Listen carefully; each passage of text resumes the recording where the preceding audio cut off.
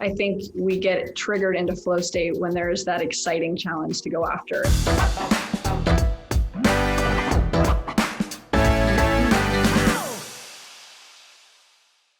Thank you so much, Langley, for getting on the Creative Haven podcast. I met you a few years ago, actually through Summit Series. You found me and I applied, or something happened where we connected, and I experienced one of the greatest non-conferences in the world in LA 2 years ago. And I'm really grateful for you for showing me this wonderful community. Before I get into it, though, I'd love for you to tell the audience more about yourself and how you got to where you are today. Oh, well, thank you, Mitchell. And I feel really lucky to have found you. You know, you're one of those Renaissance men that does everything well and is so creative. So I'm honored to be on your podcast. And thank you. You're such a perfect fit for Summit. So a little about me. I'm born and raised in Idaho. I grew up pretty much on a ski mountain in Sun Valley, Idaho. And my dad was on ski patrol. My mom was a local school teacher. So I grew up in this beautiful, small little ski village out in Idaho and really took a liking to skiing from a young age. I got to take it as far as I could. I skied on the World Cup. I was an X Games athlete. Whoa. And then was #1 in my sport, which was skier cross. And for those of you who don't know, it's that crazy sport where 4 people race at the same time, head to head, first one to the bottom wins, through rolls and jumps and berms. And it's, Mitchell, think like motocross on skis. Oh my goodness. And I'm sure you've had some incredible stories and hopefully not too many epic crashes. Goes with the territory, but yes, I feel lucky to have gotten out in one piece. And now I work for this really exciting company called Summit Series. And you could call it the anti-conference. I love to think of it as just us thinking beyond the stage and how we can bring together phenomenal people, innovators in their industry that are kind and open-hearted, and then layering on culinary and art and music and getting people in their bodies and out of their heads. And then of course, lots of yummy, brainy content. So I like to think of it as like an interdisciplinary learning safari. Oh, wow. Okay. That's the way I should describe it now. Because every time I try to explain this to someone, it was something a cross between a seminar and Davos and Coachella and a little bit of Burning Man mixed with a food festival. So now that I know it's a safari, I'm going to just say that.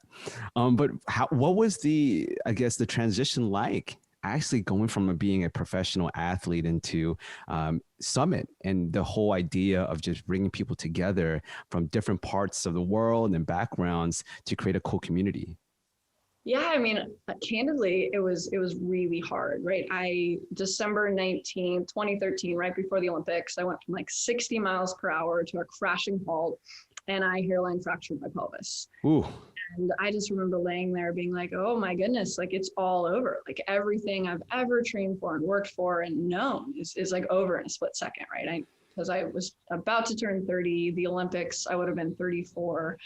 And, you know, I had had a great career, 8 years on the World Cup, gotten to compete in the X Games. I won a national title, and the Olympics was the thing I wanted the most. And so in that moment, it kind of came crashing down.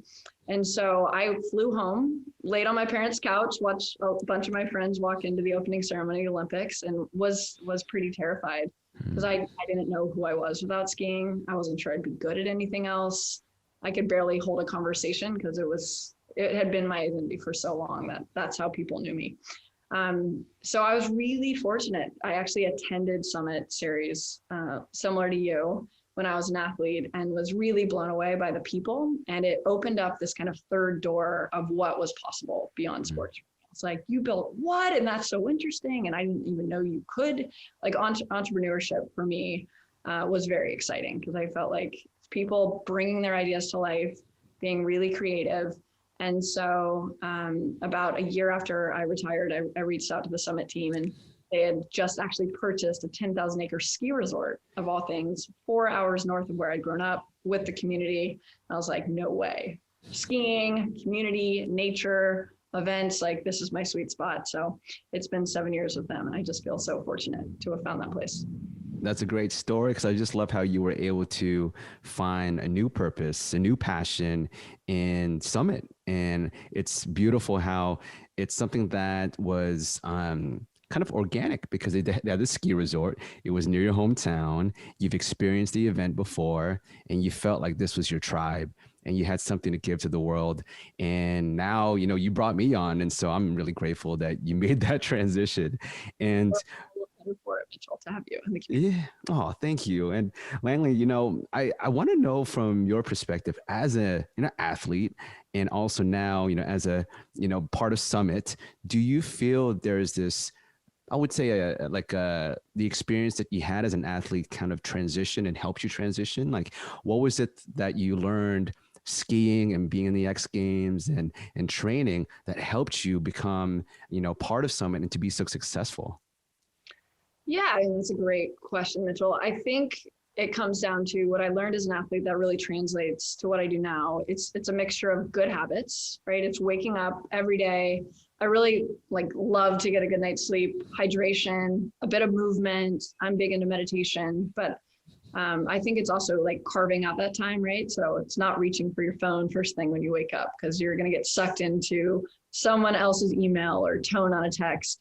And so I think it's a mixture of practicing good habits every day, carving out the time for it. And then it's finding that challenge and that excitement, right? I think we get triggered into flow state when there's that exciting challenge to go after. And then I think it's breaking it down though, right? Because if you're looking at Everest from the base, you're going to say, oh my God, that's way too hard. I'm just going to give up now.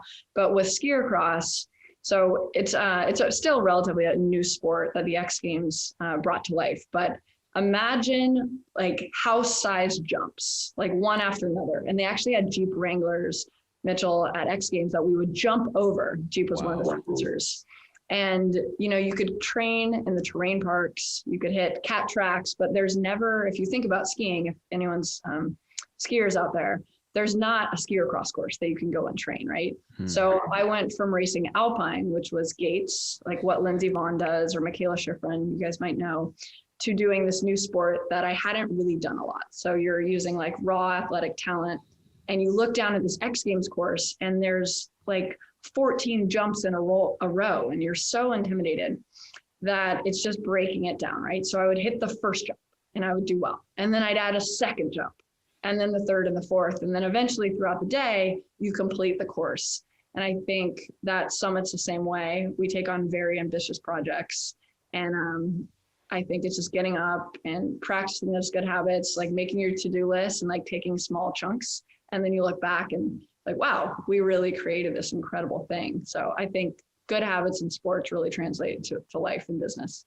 It's an amazing way to actually live life and actually take on challenges is to live by the compound effect, right? Just every single time working on something as little as you can with the small victories that add up into a large victory. And I love the analogy that you have, real life analogy of hopping over Jeep Wranglers or houses as a way to, you know, show you how you can conquer new challenges in Summit, because it's true. If you're able to, you know, be an Olympic skier, well, being a, you know, a skier that could go over houses and also, you know, challenge people in the X Games, you can take that suffering and that training and that determination and that confidence and apply it to something new.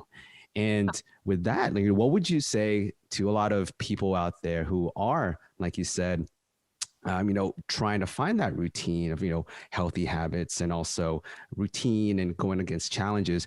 What would you say to them is like the best way to start out? Because in 2021, a lot of people right now are finding a transition, or they were transitioning in 2020. And this is the year where, of course, in the beginning of the year, people say, this is my year. It's not going to be like last year. I'm going to make a change.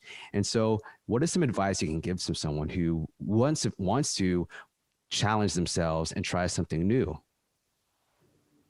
Great question. I think it's a mixture of things, Mitchell. I think that there's certain thoughts that will continue to creep up. Journaling, I highly recommend. I notice if I look back on my journals, I'll notice like themes, right? There's this amazing book I'm actually doing right now called The Artist's Way. And the thing is to wake up every morning, no matter what, and write 3 pages. And if you have nothing to say, you can say, I have nothing to say for 3 pages. and you'll start to notice trends in your writing. And if you're looking for your passion or what you care about, I encourage you to just carve out the time so you can think. So you get off your phone, like have time to be bored. So your brain can go in new ways. And I think if you can find something that the world really needs, like a big world problem that also intersects with your passion, like that's amazing, right? Because you're always going to have something to work on. It's something that can really help people, and it's something you're really passionate about. Yeah, I think everyone knows what their passions are. You get those butterflies in your stomach. You get really excited when you talk about it. Another thing I encourage people is when I retired from skiing, I took a lot of really awesome meetings, right? I'd cold outreach with people. YouTube has amazing things like the world of the internet. Like there is so much at our fingertips if you just want to do the work. So I would call people that you look up to and say, like, what, if you were me going into today, what would sound exciting to you? Just ask people for advice on what you should do. I find it helps a lot too. Oh, I love that advice, especially the journaling and asking a mentor, because it's so important to just ask someone who's done it before you, and they can give you all the pitfalls that you can avoid and also some help. And journaling to me has also changed my life too. And going back onto that, that's also a creative practice. And I find that creativity really does play a good part in a lot of people's lives when it comes to innovating their lives and also innovating their passions and ideas to create companies or whatnot. And so how has creativity helped you with your life, either as an athlete, but also now as you're in Summit? Yeah, we love to get creative over at Summit. I think every year our audience expects something new and exciting from us. And so we love to get creative. So at the mountain, right, for example, I built this event actually called Snow and Flow. And I love talking about flow state. I love peak performance, right? Anything that makes you perform and feel your best. I find that, flow state is a very elusive state that we all want more of. So I built this event called Flow and Snow. And what we did is to get people into flow in their bodies. We took them out on the ski mountain, Mitchell, and we had beginner skiers, we had very advanced. So the advanced actually did this thing called intro to cliff jumping. And we wanted them to challenge themselves, but not too much, right? So Jamie Wheel and Stephen Kotler, two mentors of mine that have written a lot of books about flow, highly recommend you check them out. Stephen's book, Art of the Impossible. Jamie Wheel has a new one calling Capture the Rapture. But those guys wrote Stealing Fire, Rise of Superman. Oh, yeah. Most of the research in this era is Stephen Kotler and Jamie Wheel. So I did the event with them, and they're all about getting 4% out of your comfort zone. I think this event we definitely pushed a little bit more, but that was so cool to say, okay, let's go out on the ski slopes and get in our bodies and challenge ourselves. We invited DJs and we said, don't play a set that you've ever played before recorded, just like play and flow. We had the chefs say, here's the ingredients that we have left over from another Summit weekend, like make whatever you want. Like, let's see what you guys come up with. And then we went kind of into the classroom to talk about what we had all individually experienced. So I thought that was a fun way to get creative when you're thinking about different ways of flow. So music, culinary, physical, and then the mental. Oh, Langley, you speak my heart right now. You're speaking to me because I love flow state and using physical activity as a way to get in your flow state. I've interviewed so many people on this podcast about how to get in your flow state, and physical activity, running, hiking, being in nature, or just doing something active really opens up something in your body to get you in that flow state. And I find it actually in martial arts. I had this conversation with my friend last night where we talked about how much we miss martial arts because you become really present when you're in martial arts, because when you're training, you don't want to get choked out or punched in the face.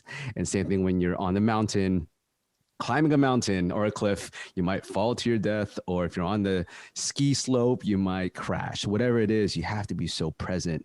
And I love the book Stealing Fire because the whole idea of being present and everything just melting away, and all you have is this one single task that you're passionate about, that to me is just pure bliss. And that's what I find in DJing and videography and other things as well, actually entrepreneurship. And so I need to go to a snow and flow. I mean, that's pretty cool. do. We'll get you cliff jumping. Oh, please, please. I will cliff jump. I will base jump. I will backflip into a pile of ice because I am all about flow state. And so, Langley, if for the people out there who aren't familiar with Summit Series, we talked so much about it and I'm so excited about it. Tell them more about what it's all about, your mission, the purpose behind it, and also, why you believe in it so much. Sure. I think early on, like I was saying before, we started out to disrupt the conference space. We looked saw a huge opportunity because a lot of the gatherings were windowless hotel conference rooms with people speaking at you, and the interactions in between in the hallway were always the best, right? But sometimes those felt a little awkward or forced, and people are wearing these lanyards and you don't really know much about them, and people are really kind of uptight because they have to be at these places, and then food is an afterthought, and there's a health conference, but then you're eating like really terrible food for you. So we saw an opportunity in the gathering space because we love gathering. And I think some of the best conversations happen at the dinner table when people are like talk about getting into flow state, feeling their best, right? So we started to really experiment with taking people into nature and bringing in music and yoga and meditation so people could really show up as their full selves. So I think when I think about the experiences we create now, it's how can we create a canvas where everyone can paint on and everyone can show up fully as themselves. And that's why our events are these kind of like masterpiece experiences that take all year to build, because we want whoever you are, however you like to show up, whatever you're into, that you find your place within Summit. And so we love to cross-pollinate discipline, right? So early on, we saw a lot of tech conferences, or there's, Coachella, or, Allen and Company in Sun Valley, where I used to work. And so we started saying, what if we noticed innovation was coming from around the corner from different industries, and people getting really excited when they could see it from someone else's point of view. So we started inviting scientists and musicians and athletes and tech founders. And then we've interviewed everyone to make sure they're kind and open-minded and, are really down to collaborate. And so we try to be a lot of things to a lot of people. I'd say the mission is to add joy, education, inspiration to the world. It's lovely because that's actually what attracted me towards Summit, and being at that event, it really opened my mind to being tolerant of different disciplines and being open to trying new things and not being scared in my shell when you're surrounded by thousands or hundreds of people that you don't know. I mean, that's was the beauty of it, and why I feel that after that event, I'm just hooked, and I have some really close Summit friends right now, and I'm looking forward to Junto, and I look forward to when everything opens up for, future, seminars and safaris. And so for you, Langley, when you started, of course, building and helping the people in the community just help each other connect, what have you found were the best ways for people to really connect from different backgrounds?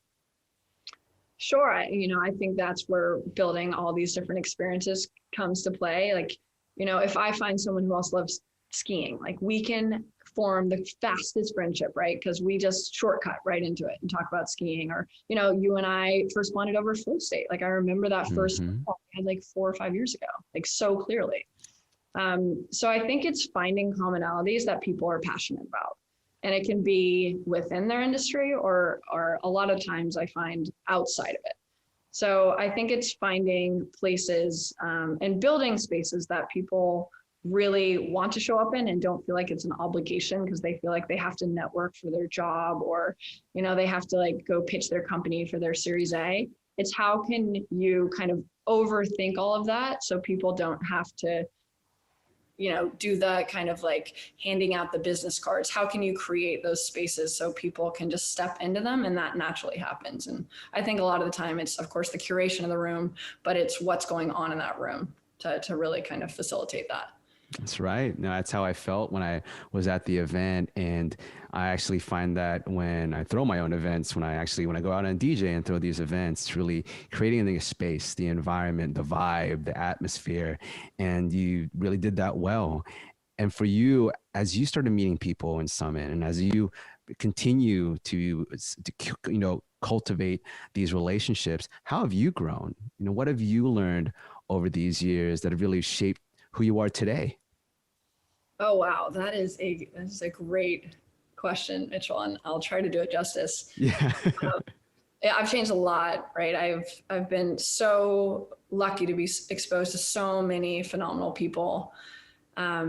I have a lot of mentors that have come out of the community. I mean, one very tangible thing is before I worked at Summit, I was sadly very closeted, right? So I realized I was gay when I was not till I was 25, just because I grew up in a small town in Idaho. I didn't have there was not a lot of representation in the media. And so it didn't even like kind of dawn on me. And so when I started working at Summit, I figured Utah would be a similar kind of more conservative environment to Idaho. So I was, new job. My last job had been very sponsor related. And so I was really afraid that if my sponsors knew that they would drop me, which is, kind of a scary story in my own head. Probably wouldn't have happened, but at the time, that's what I believed.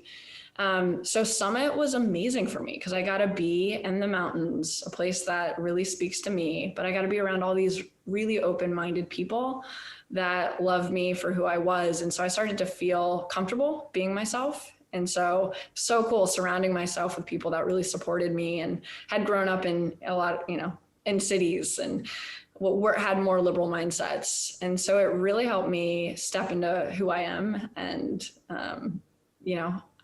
now I got married in October, and I met my wife through Summit, and I've met, my best friend. We still rent a house out in Utah, the 6 of us. And so, yeah, I think, Summit continues to shape me every day. Just the people like you that I get to surround myself with. Oh, it's beautiful. It's a great answer about how you found authenticity, you found yourself and the confidence to be who you want to be and not be afraid of getting criticized or getting a sponsorship dropped. Yeah, exactly. And yeah, and I think that it's so important that people are authentic and they get to be their true selves in order for them to eventually find their flow state, to tell you the truth. I think it's so tough when you can't be yourself to actually be in a flow state, right? Well, it's such a waste of energy, right? Like my biggest regret is because I spent so much time in that kind of closeted state is how much anxious energy it took for me to not show up authentically, right? And now that is like, I'm through that. I have so much more creative energy. My connections are so much more real. So, I think we all have areas that we can be more authentic in. And I encourage everyone to do the work because the energy you get back, oh my God, it's the greatest feeling in the world. It is. Do you find that your meditation practice every day or when you do it helps you find yourself even more? And how would you tell someone who wants to get into meditation to meditate? Actually, I love meditation, though people think it's this Buddhist practice that you have to wear a certain type of orange monk outfit and you have to sit inside of a temple for 18 hours straight. But I think that there's a lot of different ways to meditate. So how has meditation really helped you find yourself and open up? And also, how would you tell other people how to meditate? Sure. I mean, another great question, Mitchell. I'd say I almost think of meditation as mental fitness. And I think like the era of mental fitness is here with, the Calm app and Headspace and, a lot of people talking about it. And so I just think of it a way as, we spend a lot of times on our bodies and people belong to gyms, right? And really care about what they're putting in their body. So I think meditation is this incredible opportunity to train our minds, right? And you're experiencing the world every day through your worldview and through your mind and your thoughts. And so I think putting in like 20 minutes a day to your mental fitness is just the compounding returns are unbelievable, right? So I'd say Calm is a great way. I love Michael Acton-Smith. He's a big Summit guy. So he's done a great job of building Calm. You can do 5 minutes, 10 minutes. Like LeBron James is on there talking about his mental fitness. Another way is just to wake up and have silence. Like you don't have to have a mantra, or you don't have to go to a TM training. I think meditation is whatever you are going to do, right? It's the habits that are exciting to you, because you want to get up every day and do it, instead of going to like a really intense meditation course for, like, say you do like a 10-day silent retreat. And you're like, I'm never doing that again. That was cool. But you had to like Whoa. muscle your way through. Like, that was absolute hell. I would encourage people to find the thing that works for them, whether it's visualization or it's just sitting in silence, or if it's finding a meditation teacher. Wow. I've heard about these 10-day non-speaking and writing retreats, and it does scare me. I do want to try it. I do want to try it and see if I can survive, though it is something that does scare me. But that, for me, it's anything that scares me, I have to do it. And what's great is that actually the last summit, I saw Vision Lakhani from Mind Valley in the audience, and I actually talked to him at the one of the workshops, and it was great because his 6-phase meditation was the one that really got me into meditation. So because of Summit, I got to meet the guy who got me into meditation. So that was a lovely moment. And for you, Langley, now that you're finding your flow, yourself, you're authentic, you're here in Summit, tell me about how you're using creativity, and what are some creative ways to build Summit, to show people what it's all about, because 2020 really did devastate the live event industry, and so you had to get creative. And so what are you doing now to creatively boost and promote the company? Sure, we had to get very creative. We've been working on something really new for the last 11 months. I'm excited you're a part of it. And so I almost look at the last 13 years as a brand building, experience design, swing for the fences, take over ocean liners, mountains, try out anything under the sun with gathering. And now this is kind of the era of focus for us. So instead of going super wide, we're going very deep with our community. So we're building these really interesting pods of 7 people based on what they want to work on, where they're trying to go in life, their industry, life experience. And so that's been really cool. It's very like almost elaborate table setting. So like these 7 people are going to get along so well, and they've gone through similar things, or this person, is trying to write a book, but they're an Emmy award winning, filmmaker, and they need to like pivot into a tech company. So let's put them with someone who has built a tech company, or this person, needs to pivot this way. So it's just strategically matching people that can really help each other along the way. And that's been pretty rewarding, I'd say. Oh, that's great. And I'm looking forward to it. And I was going to ask you for your advice, because you've seen 7 months of this in the making, and you've told me that now there are groups of people who are now hopefully lifelong friends and collaborators. And it's something that inspires me, because in 2020, we all lost the physical meeting and the gathering, and sometimes just being next to a human being for a few months. And I think that is very detrimental to our mental health, and kind of devastated a lot of households and people's mental health the last year. And so when you had to find a way for the virtual meetup to feel similar to a physical meetup, what would be like the advice for you? Because a lot of people out there, they're on Zoom like this right now, talking to each other and trying to figure out, okay, how do I get that same feeling? And so what have you found is kind of the etiquette of video chats, or the best way to be in a video chat in order to get that human connection again? Yeah, great question again. So we wanted to make sure Junto is our new platform. We named it after Benjamin Franklin, who used to have forums back in the day, bring together cabinet makers and farmers. And that's where a lot of his amazing inventions came from. So we were really inspired by that name. So our new virtual platform is called Junto. And, one thing is, if you couldn't make the 3-day summit event, there was no way to connect to the community. This is going to live on forever in a really cool way, where we can deliver Summit to people's homes. You can be drinking a glass of wine. You can be, wearing your sweatpants and dressed up on the top, or, not dressed up at all. And I think not having to get in an Uber and put on makeup and go pay for an expensive dinner. There is some relief, I think. And I love what this kind of new world has done for Zoom and digital meeting and the efficiency coming out of it, I think to really capture, we can never ever recreate the in-person, but I think like right now, this doesn't feel like a boring Zoom meeting, right? So it's having really good structure, I think is what we've really landed on. So we built a pretty hefty, beautiful curriculum for Junto, right? So everyone kind of follows along. Everyone has equal speaking time. I'm sure we've all been on the Zooms where like 5 people are trying to talk at the same time, and it's exhausting because you're not in a room reading someone's body language, so you don't know who's going to speak next. Or you've maybe been to like a Zoom birthday party. I find it exhausting because everyone's kind of like staring at these posted stamps, and there's not a lot of structure to them. So I think thinking through the structure of a meeting is really important. And then having a purpose and the right people in the room that are going to enjoy meeting each other. And then having, we love to build in these like human connection elements. So just really thinking through like what you'd want to experience, I think when you're designing it. Helps a lot. That is great advice, because now I'm going to just make sure I write out an outline for every single meeting I have, my good old script outline, and make sure I don't stare off into space when someone is talking to me.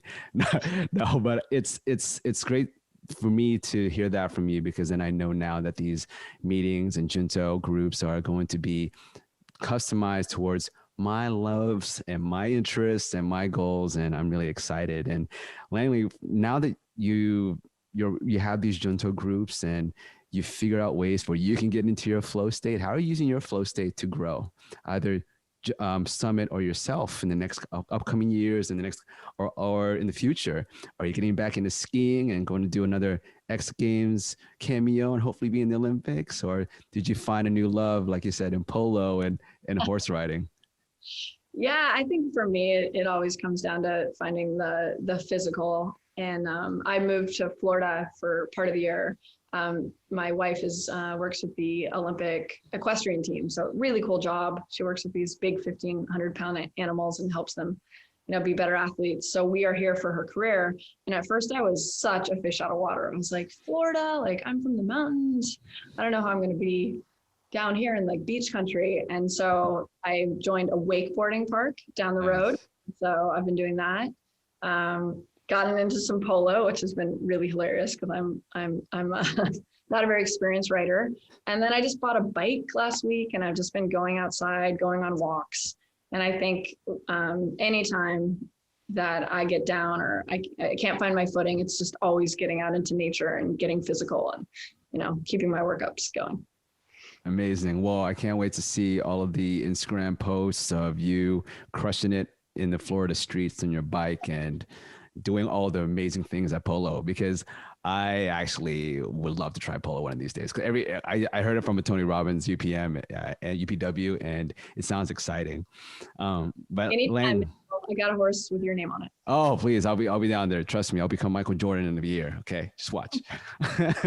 But Langley, I know you're busy, so I really appreciate you taking the time to hop on here. And, before we go, I really would love for you to kind of give, more advice for people out there who want to create their own events or their own gatherings. I think a lot of people are starting their own coaching programs or their own masterminds and trying to find ways to really connect people around their own passions. So what would you be your advice on the art of gathering? Yes. Well, I'd say, I'm sure your listeners are all amazing. So if anyone wants to find me on LinkedIn, feel free to, directly reach out. I'm happy to jump on a call. I'm much better at giving individual advice when I can understand what you're trying to achieve. But I'd say just do it, right? Like right now we are allowed to experiment. It is the Wild West, right? Where everyone's trying to figure it out. So if you have a way of doing it, like do it your way. I'm sure people will love it. Just to get started. It doesn't have to be perfect, right? So we always just start the momentum. And I think that's my biggest advice is don't let perfection slow you down. Like just start doing it and you'll learn every time. Nice. That's right. Imperfect action. So thank you so much, Langley. And before we go, can you let the people know where to find you online and how can we support? Sure. So I'm on LinkedIn. You can find me on Instagram. I'm at LANGE McNeal, McNeal. And yeah, I think, or my email is Langley, Langley @summit.co. So any of those mediums work great, or you can reach out to Mitchel direct. Brilliant. Thank you so much, Langley. I so appreciate you being on here. And I hope to see you in person at a Summit event soon. Can't wait to hug you, Mitchel. Yeah. Thanks for having me. This was so much fun. For sure. Thanks. Bye. Bye. Thank you for listening to the Creative Haven podcast. And if you dig it and like what you heard today, please give us a nice review and rating and share it with one of your friends that you think needs some creative inspiration. You can always find more content and resources at thecreativehaven.com and hit me up on Instagram at Mitchel Dumlao. And if you want to reach out, collab, or ask any questions, you have my permission to slide into my DMs. So keep positive, continue to learn and hone your craft, and create all day. Salamat.